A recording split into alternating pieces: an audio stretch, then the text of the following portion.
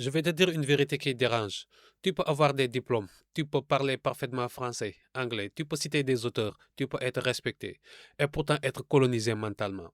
Oui, parce que la colonisation la plus dangereuse, c'est pas celle des territoires, c'est celle des cerveaux. Et aujourd'hui, je vais faire simple. Je vais te donner 15 signes, pas pour insulter ni pour la haine, mais pour réveiller. Et surtout, je vais te dire comment en sortir. Parce que le but de Kinipo, c'est ça, le savoir au service de ta croissance. Avant de commencer, je clarifie. Cette vidéo, c'est pas une attaque contre l'école, ni contre les diplômes, ni contre le français ou l'anglais. Un diplôme peut être utile. Une langue peut ouvrir des portes. Le problème, c'est quand ça devient un maître.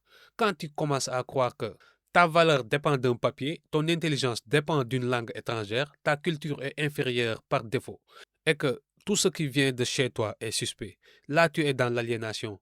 Et Diop en parlait déjà. Donc, on y va. Signe 1. Tu cherches l'approbation des autres avant ta conscience. Tu fais une chose et ta première question c'est est-ce qu'ils vont valider? Au lieu de te demander est-ce que c'est juste? Est-ce que c'est utile? Tu cherches un tampon. Comme si ta vie devait être validée par quelqu'un. Signe 2. Tu crois qu'une idée est vraie seulement si elle vient avec un accent prestige. Tu écoutes quelqu'un du pays, tu dis bof. Un étranger dit la même chose et toi tu dis wow, là c'est sérieux. Même idée, mais pas le même respect. Ça, c'est un signe. Signe 3. Tu as honte de ta langue. Tu parles ta langue et tu te sens moins classe. Ou pire, tu fais semblant de ne pas la parler. Alors que la langue, c'est une mémoire. C'est ton histoire. C'est ta maison. Quand tu as honte de ta langue, souvent tu as honte d'une partie de toi. Tu veux voir à quel point c'est profond. Regarde un truc simple, l'accent. Chez nous, en Afrique francophone, il y a des gens qui pensent qu'il existe un accent correct. Un accent qui prouve que tu es intelligent, un accent qui prouve que tu es éduqué. Et si tu ne l'as pas, on se moque. Comme si l'intelligence vivait dans la prononciation. Récemment, même un chef d'État a été pris pour cible de moquerie sur les réseaux à cause de son accent lorsqu'il s'exprimait en anglais. Et ça, c'est révélateur. Parce que normalement, dans une société saine, on juge un discours sur l'idée, la vision, la cohérence, l'action, pas sur comment tu prononces. Mais nous, parfois, on a tellement intégré l'idée que la bonne parole vient d'ailleurs qu'on oublie le fond et on idolâtre la forme. Et le pire, c'est que ça commence tôt. Un enfant parle français avec un accent local, on le corrige méchamment, on rigole. Il parle Wolof, Serer, Polar ou une autre langue locale. On fait comme si ça n'avait aucune importance. Il grandit avec une idée dans la tête. Ma langue est un problème. Mon accent est une faiblesse.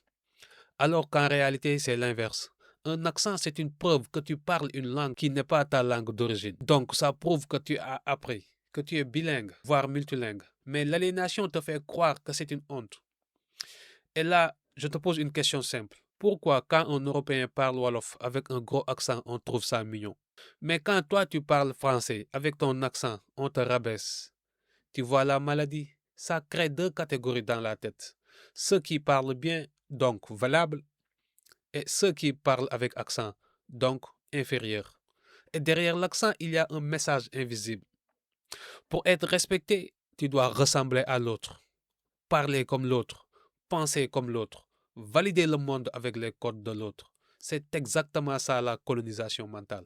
Et Cheikh Anta Diop insistait sur un point fondamental. La langue, ce n'est pas juste un outil, c'est une vision du monde. Dans une langue, il y a des concepts, des valeurs, une manière d'expliquer le réel. Quand tu perds ta langue, tu perds une partie de ta capacité à penser par toi-même. Et attention, je ne suis pas en train de dire arrête le français ou arrête l'anglais. Non. Je dis arrête de croire que ces langues te donnent de la valeur. Ces langues sont des outils. Toi, tu es un être humain. Le respect, tu dois l'obtenir par la clarté, la méthode, la compétence, la contribution. Pas par un accent assimilé. Parce que tu peux bien parler et raconter n'importe quoi. Et tu peux parler avec accent et dire une vérité qui construit. Donc le vrai test, ce n'est pas l'accent, c'est la substance. Et si toi-même tu te moques de l'accent d'un frère ou d'une sœur ou d'un président, demande-toi calmement, qu'est-ce que je suis en train de défendre? Souvent, sans le savoir, tu défends une vieille idée. Ce qui vient de chez nous vaut moins. Et ça, tu dois l'arracher de toi, pas avec un discours, avec un entraînement mental. À partir d'aujourd'hui, respecte ta langue. même si tu veux maîtriser les autres. Respecte ton accent, tant que tu es clair et intelligent. Et surtout, respecte le fond plus que la forme. Parce qu'un peuple qui se moque de ses propres accents, c'est un peuple qui rigole pendant qu'on lui vole sa confiance. Et la confiance, c'est la base de tout. Éducation, économie, leadership, discipline. Signe 4. Tu confonds diplôme et intelligence. Tu peux être diplômé et répéter. Tu peux ne pas être diplômé et penser. Le diplôme mesure un parcours, pas toujours une profondeur. Signe 5. Tu connais mieux l'histoire des autres que la tienne. Tu connais les rois d'Europe, les guerres européennes, les dates, mais tu ne connais pas les empires africains, les résistances, les penseurs, les savants, les leaders. Et tu trouves ça normal? Non, ce n'est pas normal. Et je te donne une règle simple, une règle qui change tout. Langue égale outil, méthode égale puissance. Si tu parles français, parle bien, oui. Si tu parles anglais, progresse, yes. Mais ne confonds jamais ça avec ta valeur.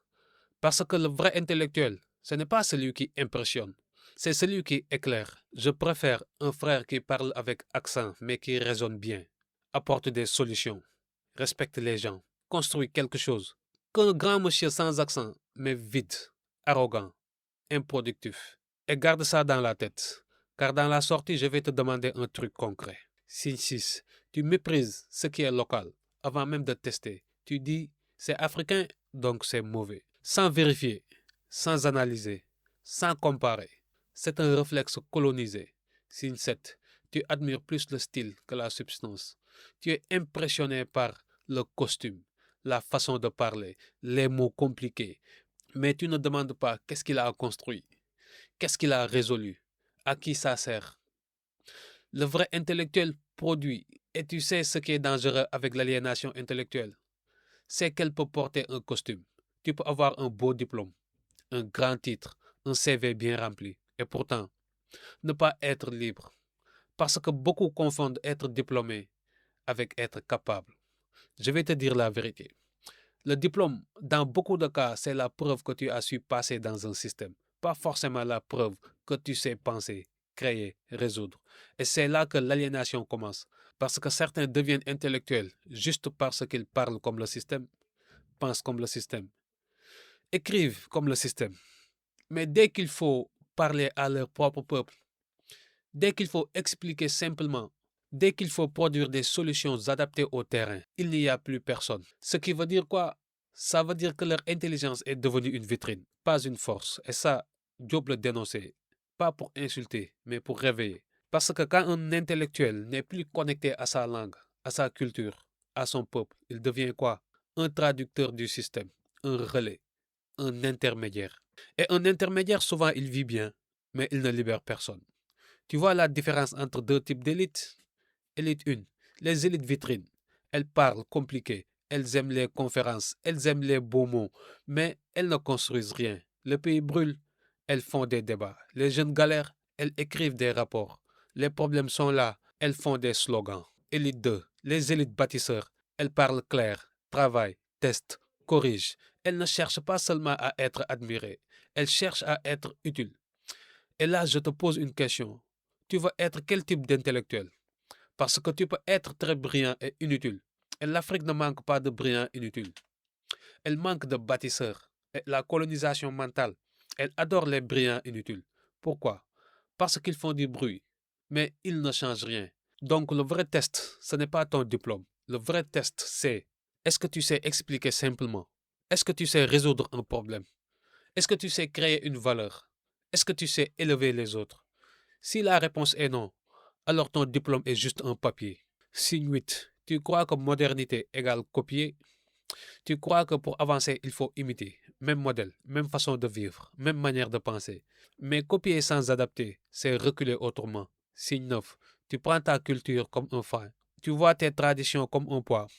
Alors que dans toute civilisation, il y a des choses à garder, des choses à corriger, des choses à moderniser. Mais jeter tout en bloc, c'est être amputé. Signe 10. Tu te sens plus intelligent quand tu t'éloignes des tiens.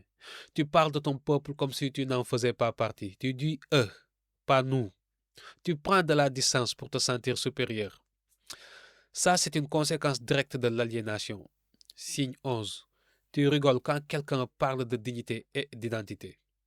Dès qu'on parle de racines, tu dis laisse ça, c'est du passé. Mais tu ne dis jamais ça quand on parle de Rome ou de la Grèce. Pourquoi? Parce qu'on t'a appris que tes racines ne valent pas. Signe 12. Tu as peur de la pensée critique. Tu n'aimes pas les questions. Tu préfères la version officielle. Tu confonds respect et soumission.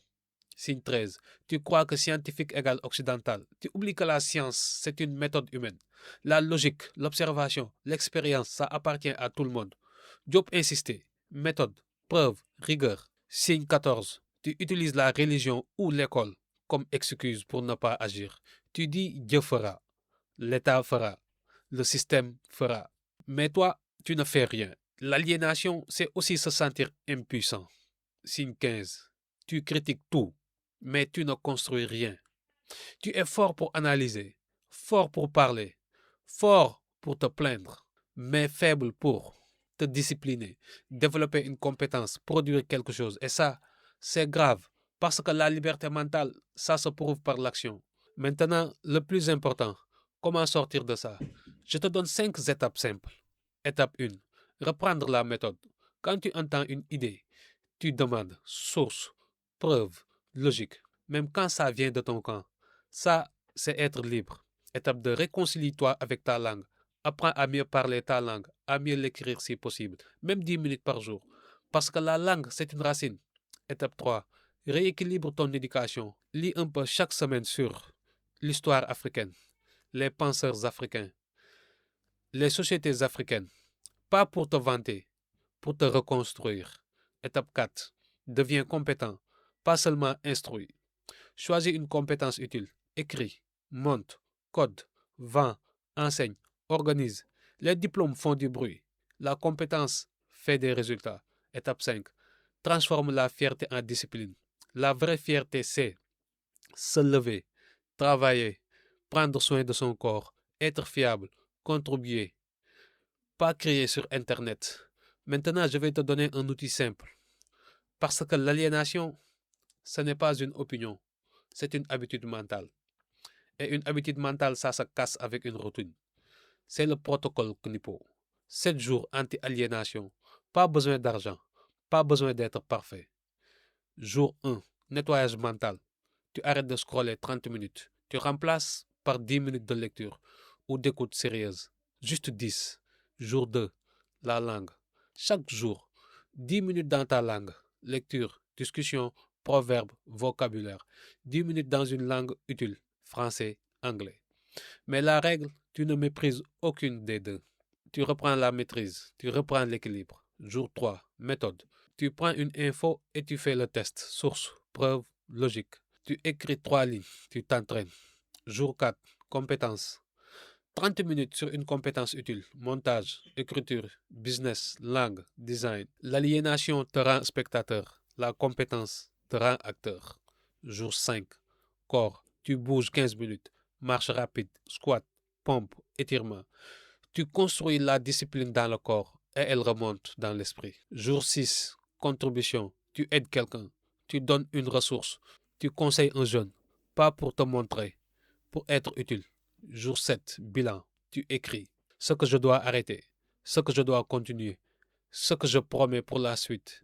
Et tu recommences. Parce que la liberté mentale, ce n'est pas une déclaration, c'est une pratique.